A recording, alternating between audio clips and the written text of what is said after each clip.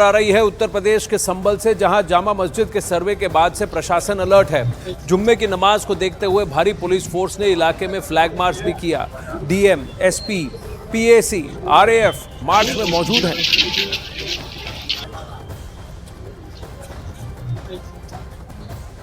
ये तस्वीरें संभल से हैं, जहां पर ये फ्लैग मार्च किया गया है। किसी भी अप्रिय घटना को कोई भी अंजाम देने से बचने का सबको एडवाइस दी गई है, सबको कहा गया है, सबको सबसे अनुरोध किया गया है। और साथ में एक शो ऑफ स्ट्रेंथ और डोमिनेंस है ये, ताकि आज जुम्मे की नमाज के आसपास और उसके बाद कोई अप्रिय घटना ना घटे और वहां सौहार्द बना रहे। दीपक बिष्ट इस वक्त संभल से हमारे साथ लाइव जुड़ रहे हैं। दीपक, बताइए ग्राउंड पर क्या सिचुएशन है? देखिए आनंद, यहाँ पर बिल्कुल हालात सामान्य बने हुए हैं। जैसा कि प्रशासन ने पहले ही अलर्ट कर दिया था और पूरी जो मार्केट है उसको बंद किया गया है। और सामने दिखाऊंगा जिस जगह से गली से लोग आना जाना आवाजाही होती थी, वहाँ पर इस वक्त पुलिस बैरिकेड लगाकर पुलिस फोर्स को तैनात किया गया है। और इस गली के अलावा जो आसपास का मस्जिद का जो इलाका है वहाँ पर नमाजी आ रहे हैं, लेकिन नमाजी जो है नमाज पढ़ने वाले लोग वो अंदर रहेंगे। चारों तरफ आपको पुलिस फोर्स दिखाई देगी। चारों तरफ पुलिस ने अलग अलग टुकड़ियों में यहाँ पर फोर्स को रखा है। साथ ही जो लोग यहाँ पर आएंगे उनको ये कहा गया है कि वो नमाज पढ़ें। नमाज पढ़ने के बाद वो सीधा अपने घर जा सकते हैं। बाहर कोई नमाज नहीं पढ़ेगा, क्योंकि पहले अमूमन ग्राउंड में इस जगह पर नमाज पढ़ा होती थी, लेकिन अब जो है नमाज यहाँ पर नहीं पढ़ी जाएगी आज खास तौर से, क्योंकि जो मार्केट है को बंद रखा गया है एहतियातन। और ये कहा जा रहा है कि 1:30 से 2 बजे का जो समय होगा वो नमाज का होगा और उसके बाद ही यहाँ से लोग धीरे धीरे बाहर जाएंगे। लेकिन यहाँ पर आप तस्वीरों में देखेंगे ये मस्जिद है जिसको लेकर इस वक्त यहाँ पर फोर्स लगा। कहना मान लिया है, सब रुक गए हैं। मस्जिद में ही नमाज होगी। मस्जिद में तकरीबन 5000 लोग मौजूद हैं नमाजी, और किसी तरह की पुलिस प्रशासन हमारी पूरा सहयोग कर रहा है। ऐसी परेशानी और हम उनका सहयोग कर रहे हैं। ऐसी बात नहीं, कोई अप्रिय घटना की कहीं से कोई भी संभावना नहीं है। जी बताइए। जफर एडवोकेट साहब मेरे साथ मौजूद है। हाँ, तो दीपक आप हमारे साथ हैं। हमने बस कट किया उस साउंड बाइट की ओर जहाँ पर जो मस्जिद के मौलाना हैं, जो वहाँ जिनसे जावेद मंसूरी ने भी कल बात की थी, उनका कहना है कि किसी भी अप्रिय घटना की कोई संभावना नहीं है, क्योंकि दोनों पक्ष और हर पक्ष वहाँ शांति चाहता है। और जितने भी नमाजी हैं, कह रहे हैं करीब 5000 नमाजी हैं जो कि वहाँ की जमा मस्जिद के अंदर हैं और वहीं पर नमाज पढ़ेंगे। तो कहीं ना कहीं लगता है सभी समुदायों में एक बात बन गई है कि किसी भी बात को बिगड़ने की और माहौल खराब करने का मौका, अवसर किसी को नहीं देना है। पुलिस की भी वहाँ पर मौजूदगी है। पुलिस के अधिकारियों का क्या कहना है? अब तक क्या स्थिति सामान्य है? इस इलाके को छोड़ के और कोई सेंसिटिव एरियाज हैं? देखिए, जिस तरह से अभी हमने कई इलाके यहाँ पर देखे संभल के आसपास, और वो सभी इलाके इस वक्त जहाँ जहाँ पर पुलिस बल मौजूद है वहाँ पर बिल्कुल हालात सामान्य बने हुए हैं। आनंद, किसी भी तरीके से हम ये नहीं कह सकते कि शाही जामा मस्जिद जो आज जिस वक्त जहाँ पर अभी नमाज पढ़ी जानी है वहाँ पर किसी तरह के हालात कहीं से भी बिल्कुल ऐसे नहीं हैं कि जिनको ये कहा जाए कि कंट्रोल में नहीं है। पुलिस बल यहाँ पर मौजूद है और लगातार पुलिस अधिकारियों ने जो नमाज के अलावा जो मौलवी हैं उनसे बातचीत की है। जितने नमाजी आ रहे हैं उनको एक सलाह दी जा रही है पुलिस बल के द्वारा, पुलिस टीमों के द्वारा, कि नमाज पढ़ें और नमाज के बाद वो निकल जाए। और चारों तरफ अगर बात करें तो मस्जिद के चारों तरफ पुलिस बल है। और एडवोकेट कमिश्नर महोदय इसकी तिथि और तारीख तय करेंगे और इसके बाद आगे हम वहाँ पे सर्वेक्षण करेंगे। संभल का जो पूरा मुद्दा है वो बेसिकली हमारा ये कहना है कि ये श्री हरिहर मंदिर था जो पृथ्वीराज चौहान के समय बना था और यहीं पे कल की अवतार होना है। बाबर ने 1526-1529 में जगह को तोड़ा। ये बात बाबरनामा में भी मेंशन्ड है, जिसका बेवरेजेस ने ट्रांसलेशन किया है। आईन अकबरी के पेज नंबर 281 पे लिखा हुआ है कि यहाँ पे हरिहर मंदिर था और यहाँ पे कल की अवतार होना है।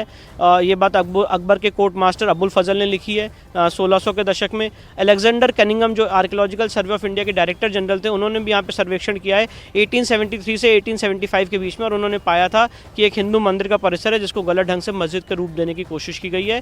और उसके बाद ASI ने इस मॉन्यूमेंट को 1920 में नोटिफाई कर दिया था, ASI एक्ट 1904 के तहत, और सीरियल नंबर 250 पे ये मॉन्यूमेंट फॉल करता है। पर सबसे बड़ी जो चौंकाने वाली बात है कि आज ASI वहाँ कब्जे में नहीं है। ASI प्रोटेक्टेड मॉन्यूमेंट तो है, पर ASI वहाँ पे कोई कंट्रोल नहीं कर पा रही है। ASI वहाँ कब्जे में नहीं है। ASI ने अपना कब्जा कब खोया, ये सबसे इंपॉर्टेंट सवाल है। और हम ये चाहते हैं ASI एक्ट 1958 फॉलो हो शब्द बाय शब्द और ASI उस जगह का कब्जा ले।